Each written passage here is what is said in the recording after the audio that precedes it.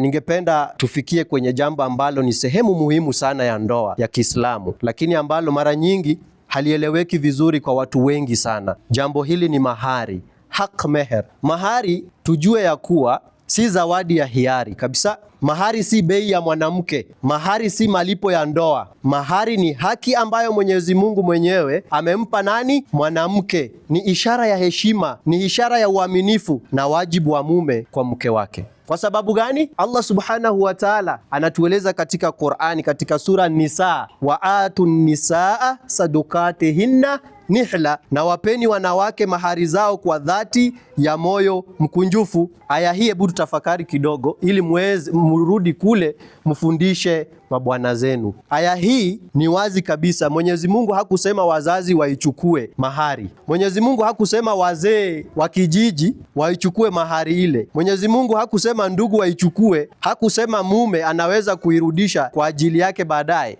Amesema nini? Mahari apewe mwanamke mwenyewe. Naona katika culture zetu wale wazee wakongwe wanasema hapana, hiyo mahari kuje huku. Mke anaenda kwa bana, ana leso, hii ni mali yake, ana haki ya kuitumia wakati wowote. Na naona sahi, najua sahi mna smile kidogo kidogo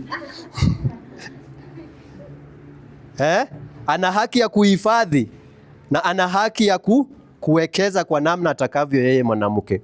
Hakuna mtu anayepaswa kumlazimisha kuitoa. Hazrat Khalifatul Masih rahimahullah, khalifa wa 4, alisisitiza sana kwamba hak meher, nikinukuu, anasema hak meher si jambo la kukamilisha taratibu za harusi tu, bali ni wajibu mkubwa wa mume mbele ya Mwenyezi Mungu. Kwa hiyo mume anapaswa kuichukulia kwa uzito na kuhakikisha ameitekeleza kwa uaminifu. Tafadhalini, hebu sikizeni kidogo. Sijasema mrudi nyumbani mwanze kugombana juu ya mahari na waume zenu. Hii ni kitu ya hekima. Naam. Wakati huo huo, Uislamu unatufundisha kuepuka kupandisha mahari kiasi cha kufanya vijana washindwe kuoa, si ndio? Hazrat Khalifatul Masih ayadahullahu ta'ala binasril aziz amesisitiza sana mara nyingi kwamba urahisi katika ndoa huleta nini? Huleta baraka, na kwamba mahari haipaswi kuwa mzigo unaozuia vijana kuanzisha familia. Bila familia tungekuwa sisi sote hapa. Hazrat Muslim Maud radhiyallahu anhu aliwashauri wanaume kwamba inapowezekana, nasema inapowezekana, kiwango kizuri cha hak meheri, cha mahari, kinaweza kuwa sawa na mshahara wa miezi 6 hadi mwaka 1. Kama mtu anapata mshahara ya 20,000, aipiganishe mpaka miezi 6 au mwaka 1 alipe mahari. Hili si sheria la lazima, bali ni ushauri wa hekima wa mpendwa wetu Khalifa unaolenga kuhakikisha mwanamke apate nini? Anapata haki yake kwa heshima. Katika Uislamu tujue kuna aina mbili za mahari. Ya kwanza ni muajjal, ambayo hulipwa mara moja baada ya nikah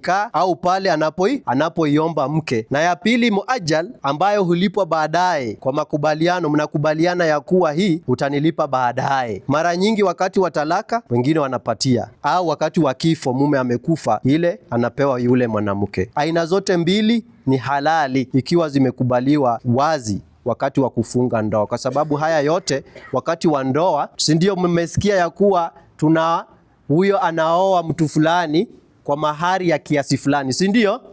Anaweza peana wakati huo, anaweza peana after 1 year, 2 years, ama wakati wa kifo, ama wakati wa talaka. Hebu tutafakari kidogo. Tunaona kwamba Uislamu haukumdhalilisha mwanamke, si ndio? Tangu nianze kueleza kuhusiana na talaka na nikah, badala yake Uislamu umempatia mwanamke heshima. Kuna watu huko nje ya kuwa Uislamu haipatii wanawake heshima mzuri, hadhi yao iko chini, lakini mpaka sasa tunajua ya kuwa Uislamu unampatia mwanamke hadhi ya juu, si ndio?